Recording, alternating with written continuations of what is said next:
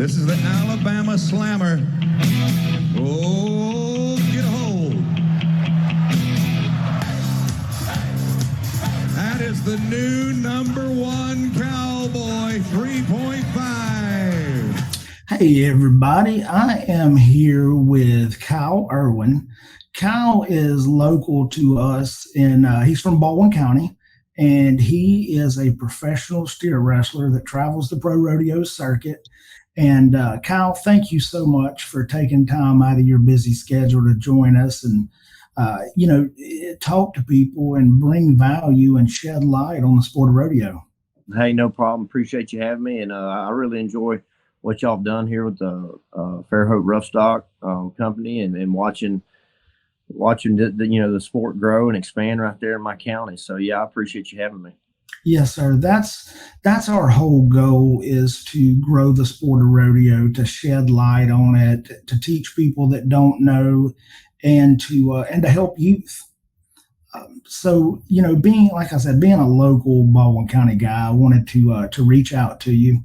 And man, tell me a little bit about what you got going on. Where are you at right now? Actually, this morning I'm in Baker City, Oregon, at my traveling partner's house, Jesse Brown. And we were at the Slack yesterday morning in Kennewick, Washington.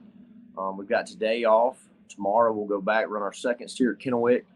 And then Friday morning we're in the Slack at Bremerton, Washington, which is the opposite side of Seattle over there on the coast. It's pretty neat, a long ways from home. But and then Friday night we'll jump on a plane Friday and go to Salt Lake City and just north of Salt Lake, town of Tremont, Utah.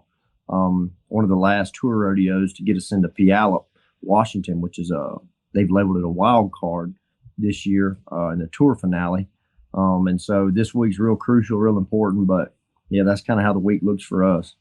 Man, now you mentioned you're going to get on a plane and go to Utah. Do you drive between most rodeos or fly, or does it just depend? No, yeah, a lot of times we do. This time of year, it's so crazy and you're trying to squeeze in as many rodeos as you can. I think there's 5.5 weeks left. So we'll actually go through the expense, but it's worth it, especially if you win. We'll send a rig and horses down to Tremont, and we'll have a rig and horses at Bremerton. So whenever we leave there and go to Tremont, we'll be just as confident and have a set of horses sitting down there. Like I said, it costs a little bit more. Out of pocket, having two rigs going this way and that way. But when you look at it from the standpoint, if I need to win money, I need to get inside the top 15. Wife called, said the baby needs new shoes. You got to give yourself every opportunity. And if not, if you can't, if it's not feasible, have the rig there. You don't, have access to the other set of horses. A lot of times I'll mount out. If you do that, you go to the rodeo, you get on the best horse you can, and you pay the guy 25% of whatever you win, which from a business standpoint, that makes sense, because I just work two rodeos that are long distance from each other, two tour rodeos, very crucial this time of year. So, you do what you got to do. 75% of something's better than 100% of nothing. That's right. And like you were talking about, it making financial sense from a business standpoint. My dad told me a long time ago, it costs money to make money. It does, and this opportunity that I have with the rodeo, is a dream that started as a little kid right there in the town, community of Rosington, Alabama, is where I learned how to steer wrestle. And being from right there in Robertsdale and loving rodeo, never would have dreamed it'd take me this far. And it changes from just a dream and a goal, and I'm so happy to do this, to a business. It really does. And so you handle your business, you take care of your business, and you invest in yourself. And like I said, if I put the money up, if I put in the work, the results should come. That's right. Let's talk about that. Let's talk about the business aspect of rodeo, because a lot of people don't realize, Kyle, you are self-employed. Yep. And, if you don't win, you don't get a consolation prize. You don't get paid. Absolutely. And as you get to be in the light a little bit more and have the consistency of winning, the sponsors do come, and that does help 100%. But at the end of the day, I tell everybody, and this would be good for the youth coming up, if kids nowadays would put in as much time in the practice pen or at the gym as they do to social media and wanting patches on their shirt, they would win more. And let me tell you guys, you know how you get more sponsors? You win. And so at the end of the day, if you're winning, you don't need the sponsors, but you love the sponsors. You enjoy the sponsors. I'm wearing this hoodie here from Cinch. They've been my longest sponsor, one of my biggest sponsors. And it's tremendous what they do for me. But I promise you, as soon as I go to slipping, I'm not winning as much. I'm falling down the standings as more. Cinch is going to take care of their business too, and probably have to, pick somebody else or cut my sponsorship a little bit. So investing in yourself, putting in the time and the work, that produces the results. And the results produce the money. And I tell everybody the money keeps the lights on. It keeps the entry fees getting paid. Well, don't you have a sponsor for that? Well, I do, but it's not necessarily set aside just for entry fees or this, that, and the other.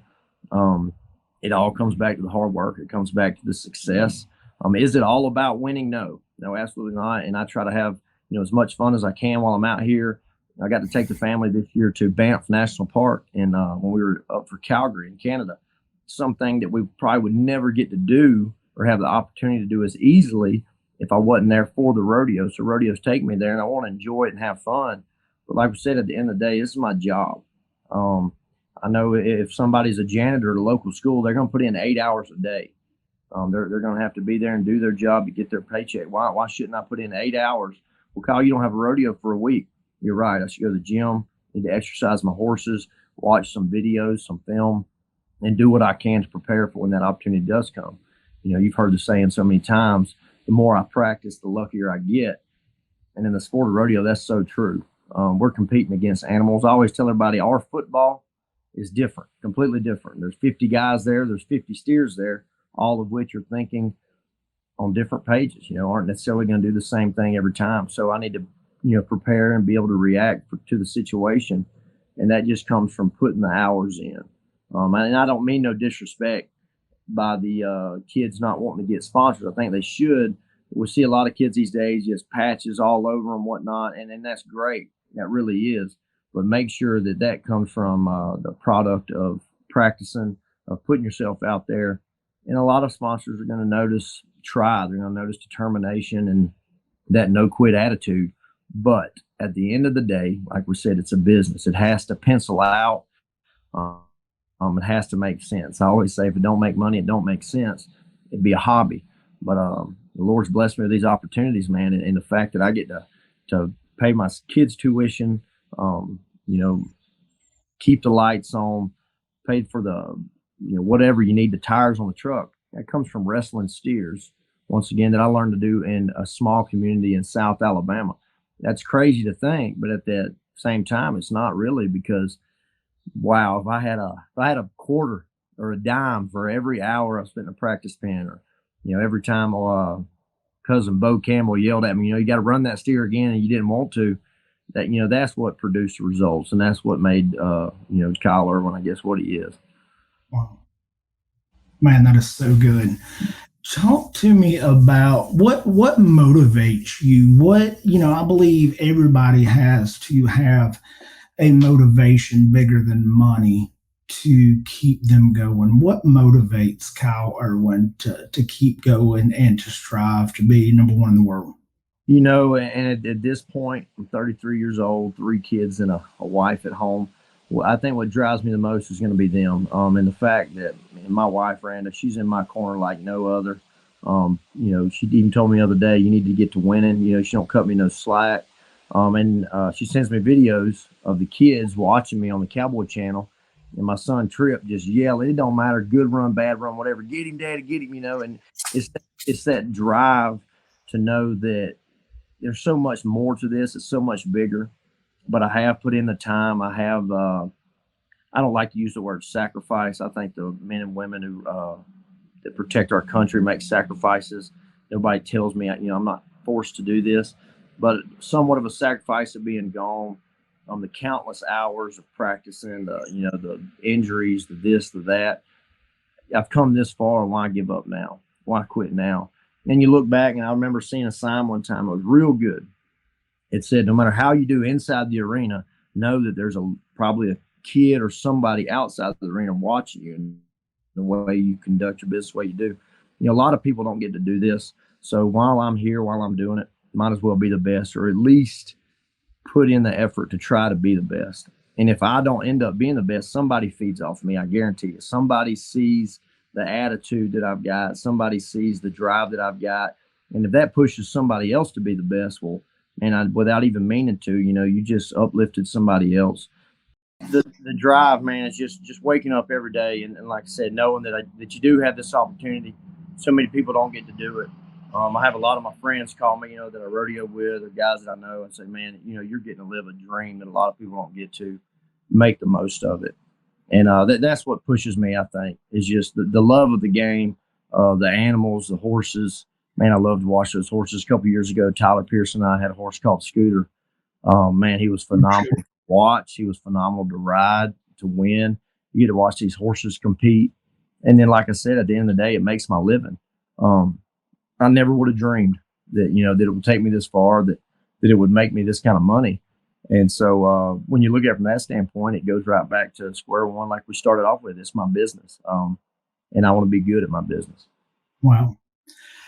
Staying on the topic of business for a second, and just to inform people, let me ask you. It's not trying to get personal, but as a professional rodeo athlete, that does competes in timed events, what would you say the average cost of a horse is for someone in the top 10 Oh, wow. that makes it to the NFR? Oh, wow. The horse market has grown exponentially. It is out of the roof these days. And I remember I always had the broke guy mentality, and there's nothing wrong with that. Your taxes at the end of the year will tell you, I guess, which tax bracket you're in, and maybe you can't afford it. But I do know, to be competitive at this level, man, you're looking to spend anywhere from upwards of 50 to 70, 80, 100,000. And I used to think, man, there's no way, that's crazy. I'm going to take that $5,000, horse. I bought it to sell, and the dream of secretariat, and we're going to make him out here in the pasture, and then I'm going to come out here and beat these guys. No, that doesn't happen very often. Does it happen? Yes. Does it happen very often? No, it doesn't. I mean, one of the things that I've always had to learn and adjust to, horses from the Southeast where we live, they're great and they do good. You bring them out here amongst these horses, Montana, Idaho, Wyoming, Colorado, it's different. It is. One, they've got to adapt and adjust to the climate change. Our horses are used to moisture. Their feet go to falling apart out here. It's dry. It's different. It really is. Like I said, love where I'm from, and I would never say that there's less talent where we live. Not at all, but it is different out here. And so to be competitive, to come out here, because man, you look at what a rig costs, what fuel costs, tires to put on your truck these days. You're going to do all that, and then I'm going to spend as little as possible as I can on a horse to come out here and now compete against your Caleb Smiths. I'm going to compete against, your Jesse Browns who's riding Tyson. I'm getting to ride Tyson this year. You're going to compete against those guys. You might beat them 1 out of 10, but they're going to beat you 9 out of 10. And you might say, well, it just isn't in the cards. No, it is. It just takes a different mindset. Now, if I want to get on their page, I want to compete at their level. And one thing that steer wrestling offers a lot of other events doesn't is we borrow a lot of the same horses. It's Dakota Eldridge, Jesse Brown, myself, and Curtis Cassidy all riding Tyson this year. We're competing against each other, yet we're on the same team. We pull them for each other, but we put our horses to the side because we know that one's the best. He's better. Curtis gets to make an extra 25% off what we win. But at the end of the day, if you're not making the NFR, or at least in that top 20, you're kind of going home just rubbing 2 nickels together, trying to get everything saved back up to do it again next year. So leave your pride at home. I remember Joe Beaver, he always says it every year at the finals. When you get to Vegas, you better have your pride in your back pocket because, and like I said, I've always wanted to be that guy that, I've raised this horse, I trained this horse, and I got to ride him at the Thomas and Mack. And that's a great goal. But as fast paced as it is, and as much as rodeo will chew you up and spit you out, if it's not in the cards, hey, tie that joker up and go get on the best one. Wow. That's good. What would so there's so many people that, and we kind of touched on this a little bit indirectly, but there's so many people that are in the stands or on the sidelines, and rodeo can sometimes get portrayed in a light that athletes do nothing but party. It's party animals. It's only time to work whenever you show up to the arena and you're running a steer. Uh, but the rest of the time is just the party life. What do you have to say about that, Kyle? Yeah, that's the thing of the past. Maybe in the '80s during the movie Urban Cowboy, that was a thing. Nowadays, no, no. And if you do, you might have some success a year or two, but the longevity is just not there. And the reason being is because these guys have transitioned it from just good old boys rodeo to a business, a sport. They're in the gym. They're getting treatment done at the sports medicine. They're preparing for the next one. They're stretching. They're this or that. And I like JB Mooney. I do. I really do. He makes me laugh. We always visit every time we get around each other.